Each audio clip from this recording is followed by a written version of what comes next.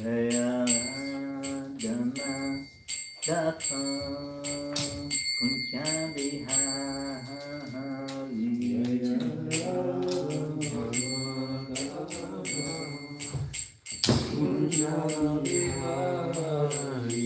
Jaya Dhamma Dapam Kunja Bihari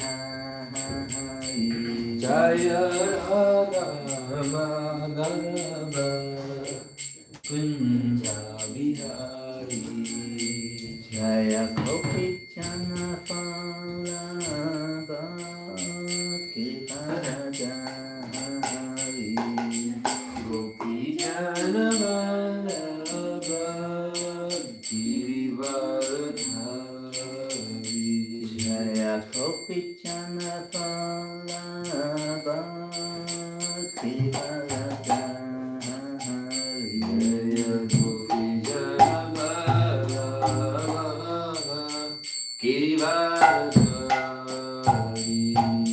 Yashodanam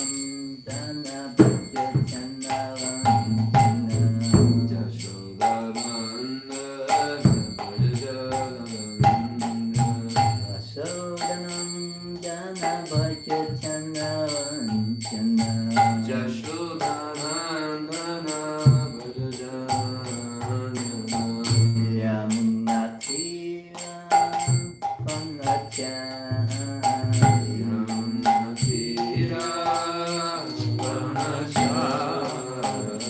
Yamunatira Panachari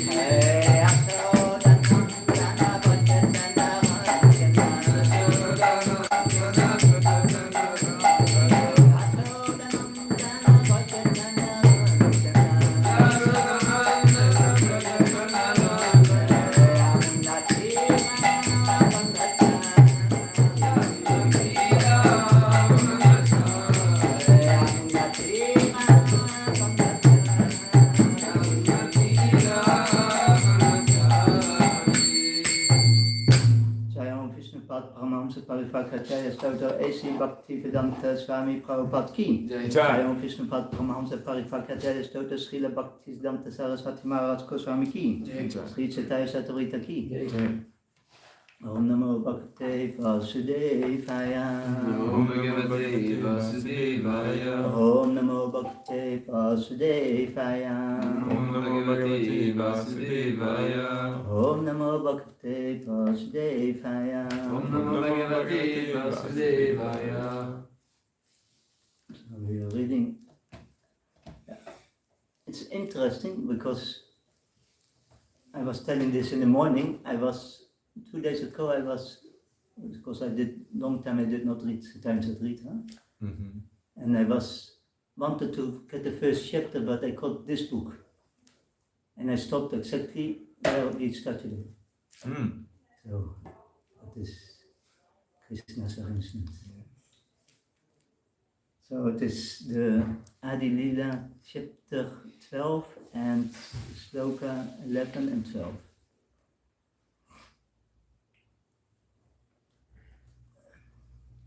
I forgot a little bit this meter of the slokas in Megali.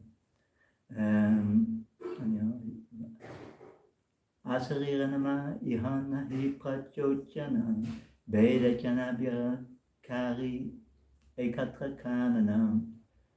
Acharya, or it's not necessary. Translation: there is no need to name those who are useless. I have mentioned them only to distinguish them from the useful devotees. Text 12.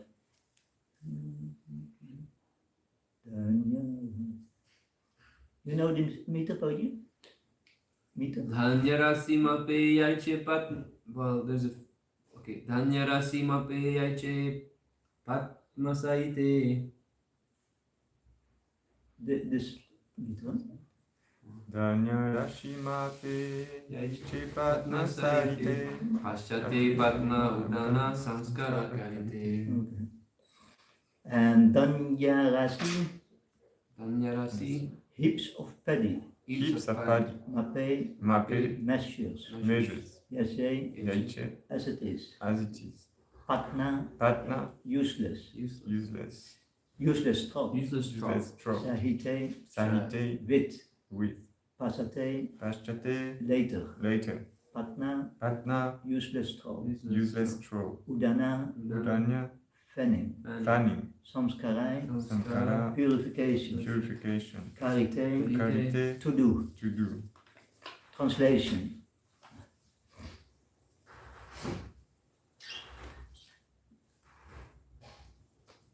Paddy is mixed with straw at first, and one must first fan it to separate the paddy from the straw.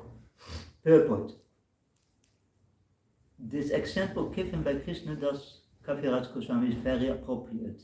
In the case of the Gaudiya Math members, one can apply a similar process. There are many disciples of Bhaktisiddhanta Saraswati Thakur, but to judge who is actually his disciple, to divide the useful from the useless, one must measure the activities of such disciples in executing the will of the spiritual master.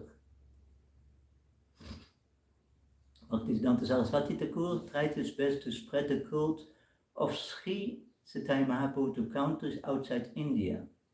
When he was present, he patronized the disciples to go outside India to preach the cult of Sri Chaitanya Mahaprabhu. But they were useful because they were unsuccessful because within their minds they were not actually serious about preaching his cult in foreign countries. They simply wanted to take credit for having come to foreign lands and utilize this recognition in India by advertising themselves as repatriated preachers. Many Swamis have adopted this hypocritical means of preaching for the last 80 years or more. But no one could preach this real cult of Krishna consciousness all over the world. They merely came back to India falsely advertising that they had converted all the foreigners to the ideas of Vedanta or Krishna consciousness. And then they collected funds in India and lived satisfied lives of material comfort. As one fans paddy to separate the real paddy from useless straw by accepting the criterion recommended by Krishnadas Kaviraj Goswami, one can very easily understand who is a genuine old preacher and who is useless.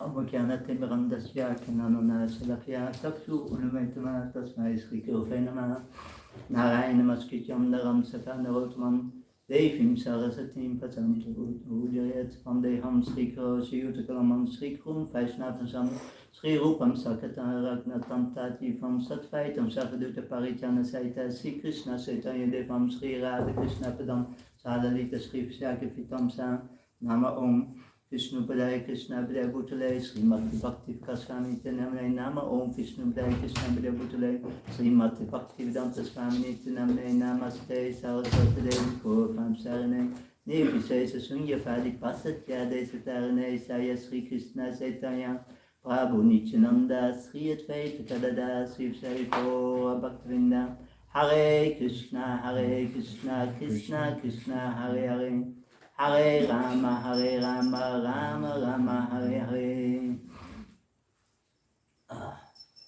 It's big topic we are speaking about, but it is a very important topic because we can also witness this, what's happening at this moment in ISKCON. We are witnessing actually a schisma. And I was hearing one seminar from Acharya Maharaj in 2005 or something. And he was talking about spiritual institutions. And that was very interesting. Because what we are witnessing is not something extraordinary or very surprising thing. Because you see always that in the beginning, spiritual movement is very idealistic and wants to take over the world. But once it becomes bigger and bigger, Acharya Maharaj was explaining, you see that the things start to materialize. And we can witness this also as movement that public relations are there.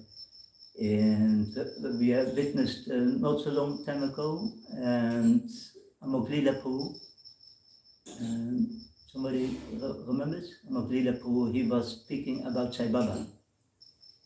And was according to Prabhupada. Normally he don't speak so straightforward, but he spoke straightforward.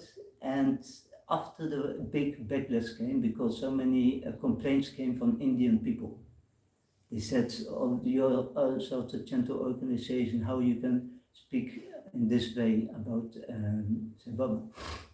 So then the communication of ISKCON, they rectify Amok Lila. They put him 1 month non-active. He could not speak on YouTube. So, because for the public relations, that ISKCON should be in that sense, and the public should not complain about ISKCON.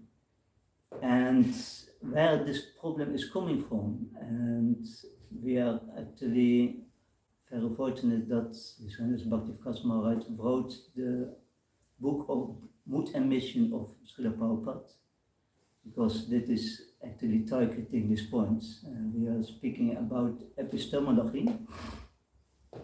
So epistemology is the way to understand the teachings of the founder Acharya, of a certain ideology. And then we are also witnessing hermeneutics. Hermeneutics is the theory of interpretation of the philosophy of Prabhupada books. So there we witness that the epistemology, how to understand Prabhupada's mood and mission, is many times misunderstood, because everybody has a certain kind of consciousness, and everybody interprets something in a different way. I can give a very nice example myself. It was in 1988, and I was with my material family in the Netherlands, and we were looking television journal. And there something very interesting came, that in the news report came that in Moscow that an alien ship was landed. So that is very interesting. And so my adoption parents, they were hearing this, and myself, I was hearing this. But the interpretation was completely different.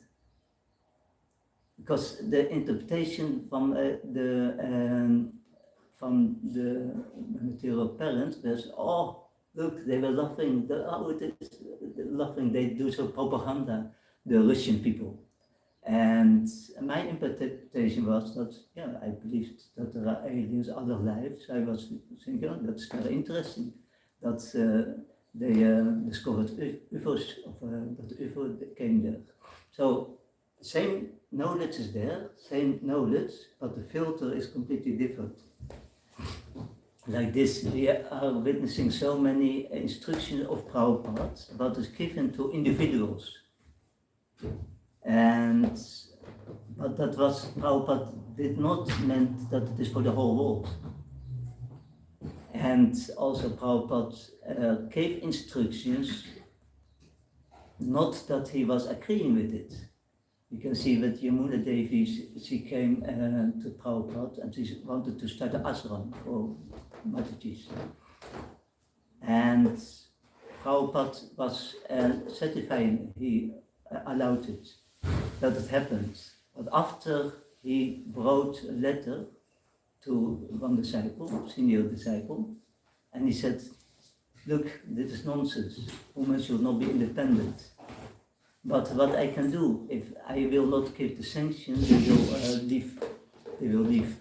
They were so determined to adamant to do this.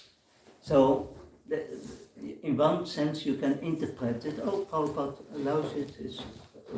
He allows it. We can give more examples in this connection. But divorce. So Prabhupada was in 1970. He was very happy to initiate marriages. Prabhupada was very happy with that. But later, what happened? The first divorces came. And Prabhupada was really, he gave the permission. The disciples came to him and they said, Prabhupada, we are 3 months together and it's not working, we want to divorce. And Prabhupada sanctioned it. So somebody can see this as, oh, you see, Prabhupada, he gave permission, it is something that we can institute, it is something in the movement. But Prabhupada said so many things after this. He said, it's disgusting, after a few times divorce, he said, I don't marry anybody anymore. This is nonsense. Marriage is meant for whole life, and they come the whole time for divorce, etc., etc. So that was the real intention of Prabhupada, was that the marriage will be for lifelong. So that is very in the epistemology, how to understand Prabhupada's instructions, how to understand the books of Prabhupada, etc., etc. How to start to understand this. So that is, we need that the first epistemology to establish Prabhupada's teaching is that the Shastra is there, Aparuseya. Shastra is Aparuseya is without mistake. So that should be first by scholars of ISKCON, scholars of the Brahmanas, should be established that the Shastra Vedas is Aparuseya, not one mistake is there. So that should be done to the outside world, that scholars from other groups, Vaishnavas or etc., are accepting the epistemology, where Prabhupada epistemology, by which we can understand the instructions of Prabhupada. So, for example, we were talking about divorce. So even that, and we have also very nice proof, of course, that Prabhupada was later rectified, did not want this. But even if Prabhupada did not rectify this, as disciples or followers of Prabhupada, we should look to the Shastra. It's not that Prabhupada is, Prabhupada can be out of Shastra. He told himself so many times that everything is based on Shastra, everything that I'm telling is based on Shastra. So if he gave sometimes a so-called instruction what is out of the Shastra, so to some individual, as disciples, we should understand the time, place and circumstances in that connection. So that is the duty of the followers of Prabhupada.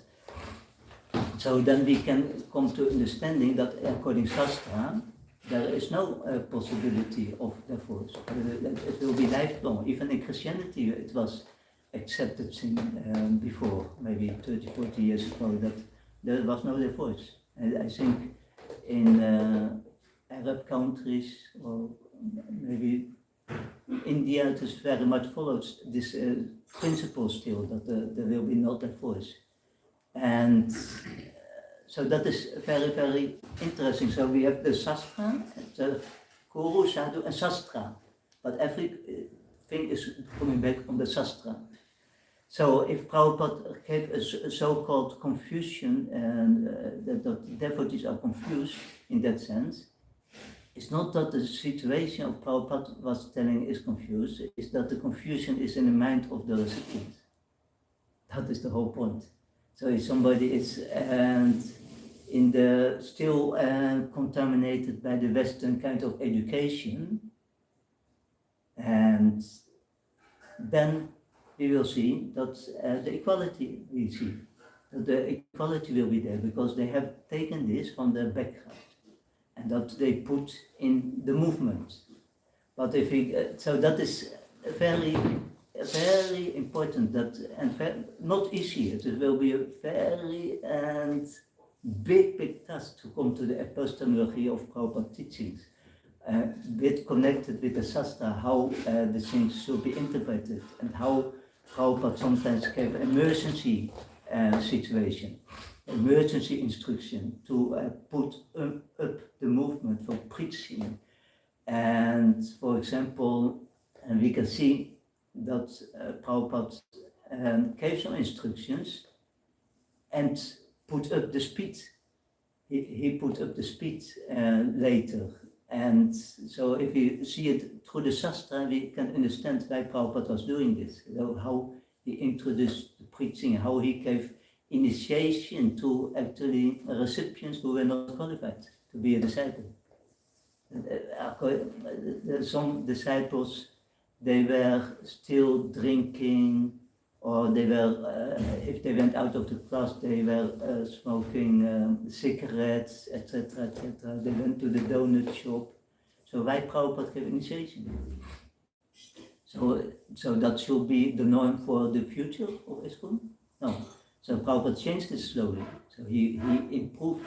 He came more and more to the Vedic standard. He came more and more to the Shastric standard. So that the initiation became, he also said one time, you have to the temple president, don't give me this kind of, send this kind of disciples to me. They are not qualified. So that is the whole point. So the Prabhupada was improving the things, but if you as disciple still will be on the point that Prabhupada said, oh, there is no problem, we can give initiation, etc., then we are not understanding the mood of Prabhupada. He started this movement in a certain way to introduce the Vedic literature. Radha Parisisvara Mandir. So that is very important, and how they can do this, the scholars, they actually, the hermeneutic approach, the theory of interpretation of Prabhupada teaching, the Tattva Sandarbha is already there. You know this? Tattva Sandarbha? From the Chifa Goswami. Yeah, I know what it is. Yeah, so it's already there. So he already was explaining how the interpretation of the Shastra, of the teaching of the Acharyas should be. So it's already there. So the scholars and leaders, the scholars and Brahmanas should use this and come together and put this hermeneutic approach from the Gaudiya Mat Sampradaya in the teaching of Prabhupada, and then there is actually no confusion if we come to this conclusion. So that means what is necessary, that Brahminical and approach is there based on Sattva-kun, the purification. Samskara is also mentioned this. Kalena Snana Sausapyam. And Samskara Tapasatya. Sudyanti Tapai Sudyanti. Drafyamaya Vipaya. So this is very important instruction, because here in the sloka was also samskara, purification, samskara is there. So we have by the time of purifying many elements. What is impure, by the time it becomes purified. For example, water. If we have rainwater, Bhakti Prasma is drinking rainwater. So if you take the rainwater and after a few days it will be purified, it's purified water. And then we have by bathing, the body will be purified, and by cleansing with water, so many material elements will become purified.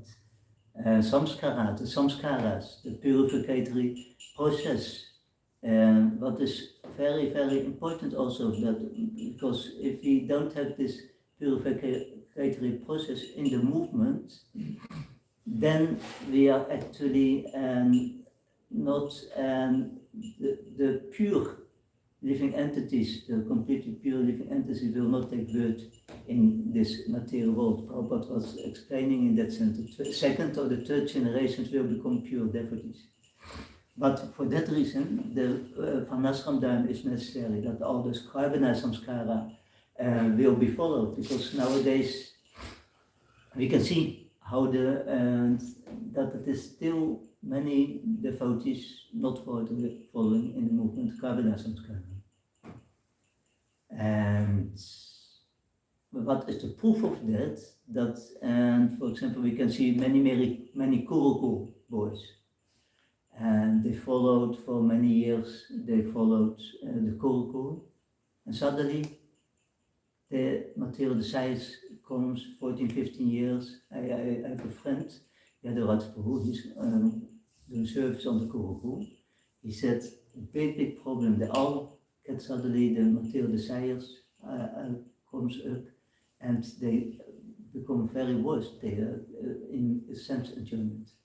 Many, almost all, they are disappearing in that sense. So because the Karbana Samskara, the Samskaras were birth, all these kind of things are not followed. So that is very important that as movements we come to this standard. Sanskrit, tapasya, and is also very, very purifying from the material desires. We have Ekadasi. Ekadasi is so much powerful in that connection. I think that we can put more emphasis on Ekadasi. I have witnessed in my own spiritual life that one time I was really, really down with material desires in the heart. And you chant on Ekadasi 108 rounds, and bam, you're out of this material consciousness. You're again established in your real constitutional consciousness. You in one day you can come out of it. It's really amazing. So powerful Ekadasi is. So very purifying, and tapasya. And of course we can see in the Srimad Bhagavatam so many examples. Dhruva Maharaj is our Acharya in austerities. And Tulsi Devi, she is such a big devotee, accepted of even in the spiritual world by the Parijata plants, by the lilies and lotuses. They are smelling so nice, transcendental aroma they have, but they all glorify Tulsi. Nobody is forgetting what kind of status Tulsi has by her austerities. Nobody is forgetting this in the spiritual world also not. Because Vishnu is wearing the Tulsi Mala, garland, and offerings are without Tulsi cannot be done. So she has, by this austerities, she got even this kind of position in the spiritual world. So that is austerities, and Santushya, Sujanti, that's me. And Danai, giving charity. Giving charity also is purifying. And that came in mind that it is for Grahastas also a very important principle. Bhaktisiddhanta Saraswati Maharaj is talking about this. That for Grahastas, it came in mind when I was in South America actually, because in South America, and sometimes there are many beggars are coming in the tram, somebody without a leg, and especially as Grahasta is not he's not a devotee, so we don't mind about this. And Bhaktivedanta Saraswati Maharaj is telling it's good for Grahastas, especially, to give some donation. Otherwise, the heart will become, if there is no feeling that in this, that living entity came in this kind of situation, so compassion should be also for this kind of living entities. Of course, we know the higher state, the distribution of books, but it's very good to still have this kind of compassion also for the living entities in that connection. So Daan is very important for Grahastas and to give donation to the temple, etc., etc. And the Vedic scriptures, of course, they are very much purifying element, purifies us from the material elements. And the last, how the soul is purified? By serving Krishna, service. And of course, the last point is by service to Krishna, and this the soul becomes purified. So as members of ISKCON, it's very important this kind of sloka, because it is not for whimsically in the Srimad Bhagavatam. If you follow this process, the purifying process in our spiritual life, then what will happen, the next thing will come, that it will be revealed. The Krishna will reveal the knowledge. Prabhupada will reveal the knowledge in the heart. If we become really absorbed in Prabhupada books, then we come to the platform that we can realize that the Vani is more important than the Vapu. Actually, we can come to the realization that Prabhupada books is Vapu and Vani. It's very interesting. That it's not different, because Prabhupada said himself that my books are not different from me. He also said that my ecstasies, the purpose are my ecstasies. So we are actually contacting the Vapu and the Vani of Prabhupada. Yeah, if you really become absorbed, and then we will come to the platform. I think that is explained in the one book from the Kaudimat, and what was the explanation in that connection? Yeah, that's by this deep absorption we can come to the same absorption as Prabhupada. We can get the same absorption. We can start to see like Prabhupada. We can start to get the compassion as Prabhupada. In one sense, and the Acharyas explained this in one sense. If you come to this platform, that is, you become one with Krishna. You become one. It's not that you give up your individuality, but you become one in the consciousness. So the Krishna is giving this kind of consciousness, this kind of abilities. You can see that by the universal form, that you could not witness it, but by Krishna's mercy, he revealed the universal form in the heart. So he could understand, see the universal form. So in the same way, the same principle is working, that even that some devotees did not have so much direct contact with Prabhupada. Sometimes this is misunderstood also, that they should be the most connected. They should understand completely the mood and mission of Prabhupada. Those who were in direct contact with Prabhupada. But that does not have to be. Well, what are the examples? The example is Prabhupada. Prabhupada told that he saw 9 times or 8 times. Bhaktivedanta Saraswati Maharaj. Very few times, 8 or 9 times. And he had so many disciples around him, Bhaktivedanta Saraswati Maharaj. But that is explained, that can also be like the association of a mosquito and the king. So a mosquito is sitting on the leg of the king, and he is very close association, but he is hurting him. He's taking his blood. In the same way, it can be that the disciple has very close contact, but is actually like the mosquito, and changing, according his interpretation, the teachings of Prabhupada, and putting what Prabhupada personally told to him as individual as the way to understand Prabhupada. But Prabhupada maybe taught him individual instruction.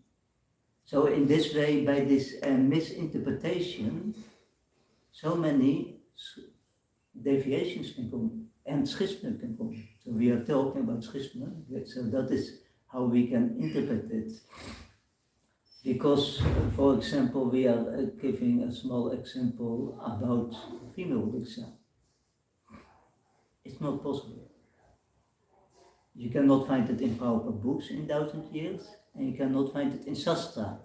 So it is very simple conclusion that how it is introduced is not according authorities.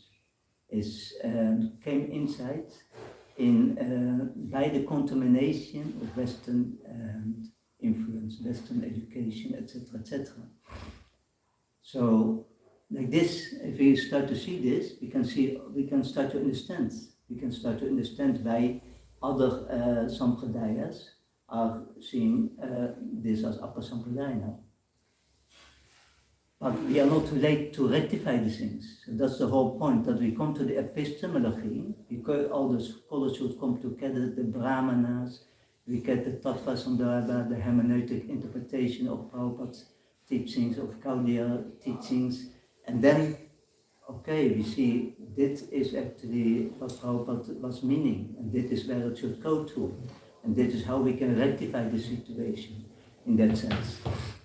So that is very, very interesting, and what I was telling about Chaitanya Maharaj, this is what many times happens if a spiritual organization becomes materialized and people start to take the material consideration above the spiritual considerations, then it goes always this way. And a very nice example in this connection is, somebody knows, very good example, how it went from this spiritual vision, mission to a material kind of organization approach. We have one association in France. It's called the Salute, Army of the Salute. Oh, okay, Army of Salute. Yeah. Salvation Army. Salvation Army. Yes, yes. Yeah. Thank you. Yeah, that's a nice example, but Christianity itself is the example. So what happened actually, and Petrus, he started actually with a misinterpretation of Jesus, the teachings of Jesus. He became the main, and so this misinterpretation became the main of the Christianity. So we are not witnessing the teachings of Jesus. That's very interesting. So it started already in the beginning, the Christianity. And many times happens in this way, that one group the main group is actually based, the interpretation, the epistemology is not established. So then what is the most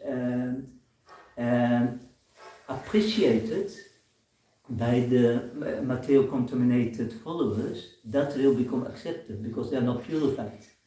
They are not purified by the process of God consciousness or spiritual consciousness, and that becomes the main. And it can go in that way that these followers who are following the misinterpretation, they will harass and crucify the real followers. And that's what happened in Christianity also. So you can see that the Roman Empire took this Christianity for 500 years after Christ, and they started to crucify and kill the Catharen. And the Catharen, the followers, real followers of Jesus Christ. They started to exterminate it.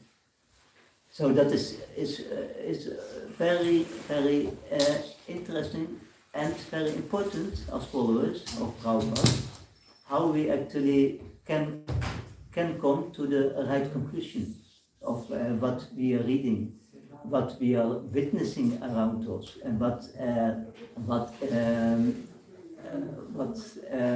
the leaders are putting out in that sense. So there is a great responsibility to actually try to come in this mood of Prabhupada. And where I was going off the line is that it is not always that you are, the mosquito is very intimate or close to the king. So then we are coming to the point that Vanu and Prabhu, and there are more examples, of course. We can see that, and if after ISKCON started, we have the 11 son Acharyas. They were all close to Prabhupada, but it was not according to Prabhupada. Speculation, very dangerous. And so then we can come to the other point that we can come to this absorption even if we did not have the Prabhu of Prabhupada, we did not have the physical association of Prabhupada. And to come to this, then we become actually the real representative of Prabhupada. We can become the real Bhagavata in that connection. We are speaking our activities according to the Bhagavatam, our activities are according to Prabhupada, then we can become a living representative of Prabhupada in this material world. And because it is very easy to understand if somebody is telling he's a follower of Prabhupada, but his activities are different than the teachings of Prabhupada, what is the conclusion? For example, you have somebody who is speaking like a Mayavadi, his activities are like a Mayavadi, and he's looking like a Mayavadi. So, what is the conclusion? Is he a devotee of Prabhupada? Is he a devotee of Krishna? Or is he a Mayavadi? Activities, speaking, everything is like a Mayavadi. It's a Mayavadi. Not so difficult to understand.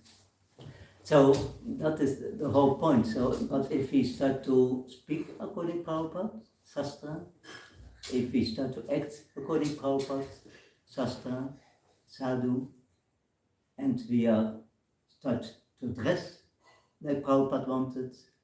He was very much pleased, for example, when Mataji were wearing saris. Prabhupada was so happy. And I think he moved it or we Janafi, Malati Mataji was mentioning this.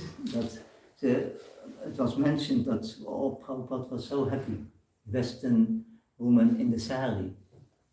So these are all things what is very easy to interpret. Interpretation is very easy in that sense. It is not too difficult to understand how we can please Prabhupada, how we can please the Acharyas, how we can please Krishna. Because if Prabhupada will pleased, if Prabhupada is followed, if the things are introduced in the movement as Prabhupada was emphasizing it, and if we start to grow in that sense according to Prabhupada moves, all the obstacles will go out of the movement. All the difficulties will go out of the movement. For example, and we can see Bhaktivedanta Saraswati Maharaj gave a very nice example when two disciples were quarreling in the temple. They were fighting. And Bhaktivedanta Saraswati was hearing this and he said, okay, so that's the proof that there is offenses on the deities. So this quarreling, that's the proof that there is offense to the deities. everything what is the disharmony or etc. Is traceable to the deities. And a very nice example I can give also in that connection, that we had in deity installation in Bhopal, maybe 1 year ago, a little bit more than 1 year ago. And one day after, one devotee came to the Mangal Aarti. And everybody was so much, he was telling everybody is dancing. Everybody is dancing.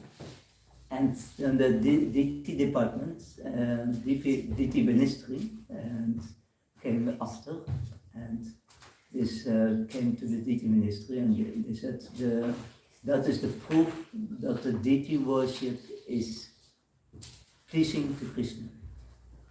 That all the devotees are in ecstasy during the Mangalati. We can witness this, that in some temples devotees are almost like a dead body before the Mangalati.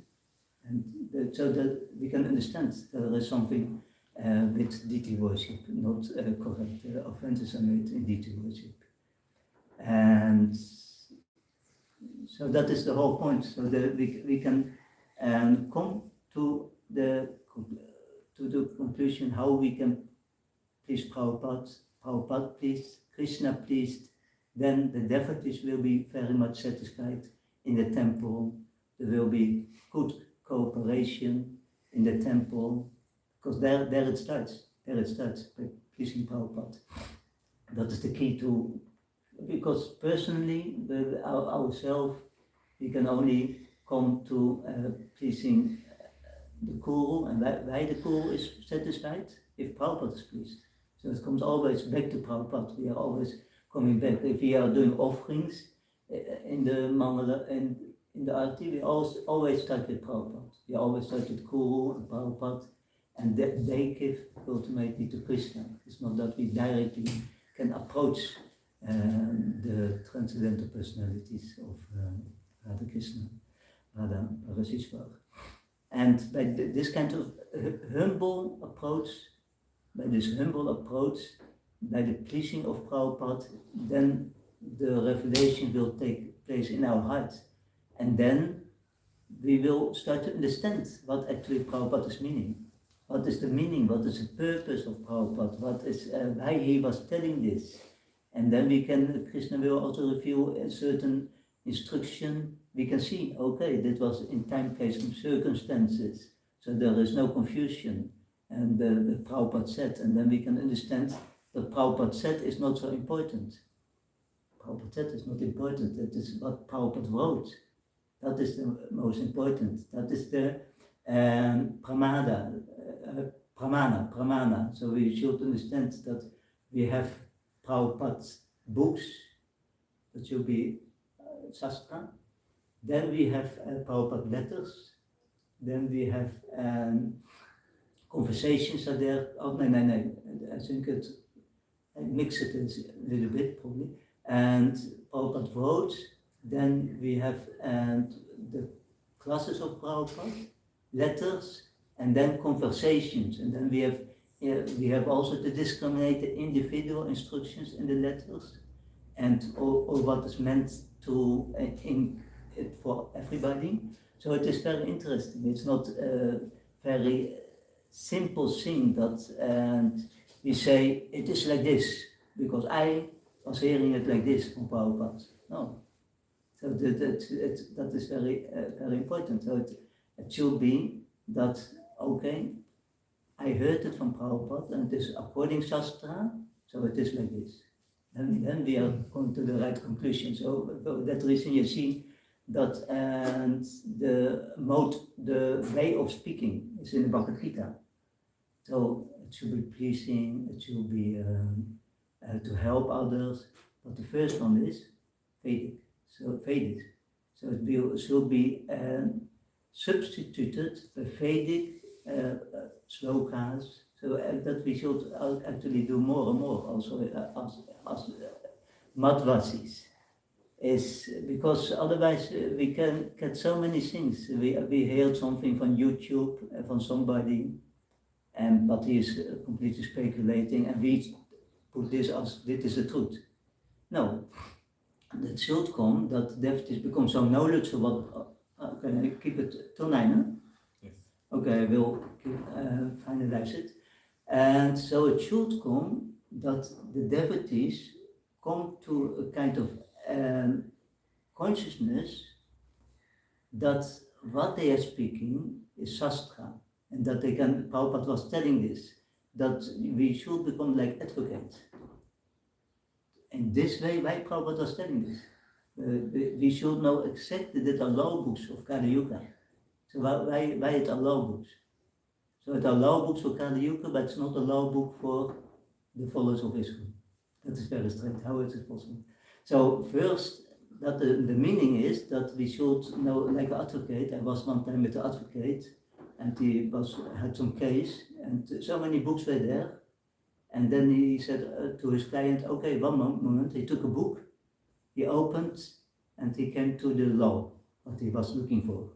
So many books were there, but he knew where it was. So that is, like this we should also become. So it is, we speak something, and then we say, okay, it's Bhagavad Gita 8.8, and then you read the page or something. So then it is the law. That is evidence, and this can not be overthrown by somebody's own interpretation. So that is very interesting. So I have also to work on this, that I become so knowledgeable in every proper book, in that sense, that I can represent it like an advocate in that connection, but we should strive for this. Maybe it's, at least if we strive for this, and if we have this absorption, then Krishna will give the ability to, that we can become like that we can really become an advocate of Prabhupada's mood and mission, teachings, and will in this material world. And then we have fulfilled this human form of life. Then it is sure that Radha Parisisvara will take us back to the spirit world. And we have accomplished the mission in this material world. So that is a small thing. And maybe there is one question. Otherwise, it becomes very long.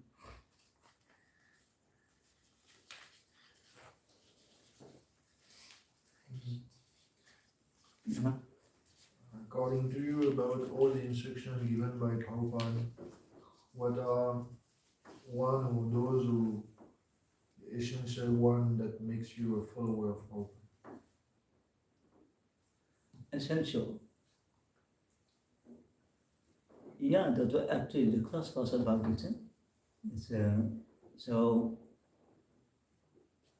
it's not according me, it's according and what we were speaking about the epistemology, what is given by the Jiva Goswami, Tattva Sandarbha, how we should interpret and teachings of the Acharyas, and in that connection is very simple if you follow the instructions of the Guru, spiritual master,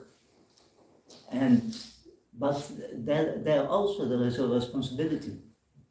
So then it's our responsibility to understand what is Shastra, what Prabhupada things are. So if Guru tells you, okay, now you do married homosexuals, married, for example, then he can be Guru, but if instruction not according to Prabhupada, then we should not follow. So that is the whole point. So the whole point is that we come to the point that we understand Prabhupada's teachings as an advocate. We, in line with Guru, of course, we follow instructions, we become purified, we understand the teachings of Prabhupada, and we become a pure devotee of the Lord, a Mahabhagavat in this material world. That's the desire of Prabhupada, that we become a pure devotee. So and they have given us the recipe. Prabhupada told it's simple for the simple, but it's very complex for the complex. in that sense. The process is simple, but we can make it so complex with all kinds of interpretations, speculations in our life, and others can make it difficult for you in that sense if you don't understand Prabhupada teachings. Then it becomes very complex. The things. It's actually very, very simple. The things are there, and we have, in that sense, it can be simple if we approach it in without this duplicity that we want to take profit ourselves in spiritual life. We are going for education because we want to be a big preacher in France or in Colombia, whatever. So if this is the motive, instead of, okay, I want to do this for the pleasure of Prabhupada, that I can give his teachings to other living entities in France so that they can come to the road back to Godhead. So this should be our interpretation, how we can be the instrument in that connection to establish Prabhupada glories, and in that way Krishna's glories in this material world. So it is, we are going the right way in France, Paris. I see that is nicely developing, and under the mercy of Janana Maharaj. I think it's also clear if you look to Janana Maharaj, what has to be done. It's not so difficult. Janana Maharaj is in line of what Prabhupada wanted, and how by Buddhist tradition the movement can be established, and how we can please Prabhupada in that way, and how the next steps, how we can introduce Vanasandharma. So Janana Maharaj is a very nice example in that connection. So we can pray for the mercy of Janana Maharaj in our spiritual life. And we can do that by trying to follow what he instructs and also what Prabhupada give us in the form of the books. So that is a small thing we can say. Thank you very much. Oh, is possible one more question? Oh, the time is over. If it's short, yes. But you mentioned that the source of this harmony in a yatra is because deities are not properly served. Yes, in the temple, especially in the temple. Not the Saraswati Maharaj mentioned. Yeah, so I can relate to that. So that's why I just want to ask, in a scenario where, because it's so many people, like 50 devotees are engaged in deity worship, and nobody really accepts anybody as the leader to give the standard. So, but everyone who's involved, they're gonna suffer from those offenses. But you don't have to, at the same time, you don't have the power to change those offenses. You understand? Yeah. What's our mindset like? What do we do? Yeah, and it's a good question. This question came also one time up, and still, if somebody,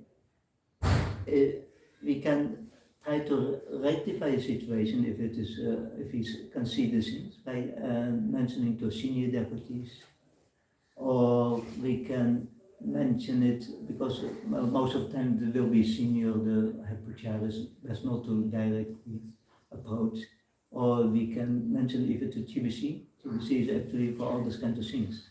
But actually we are not having a clear understanding about what is GBC actually. That's a whole other lecture, but so that is, but the point is that we can mention it to senior devotees, we can mention it to the GBC, and they can give their input and try to rectify the situation. And but also, even if it is not rectified, it's we have always prayers in deity worship in that sense. So if Krishna sees that we know that it should be different, but he sees our mind, Janana, he is sort of reciprocating with us according mind that, oh Krishna, I'm sorry, but I have to do it like this way. Please forgive me. That's it. Krishna is a person. He can understand. Okay, that is. I understand your situation in that sense. So you will not be part of this kind of offense in that connection. And yeah, so that is what I understand the way to approach this kind of things in spiritual life. Related to our spiritual master. In that sense, he can contact other temple president. Is also a way that it can be done. And yeah, so it is through other devotees best to approach this kind of things. Prabhupada ki? Jai. Srila Sri Satvika ki? Jai.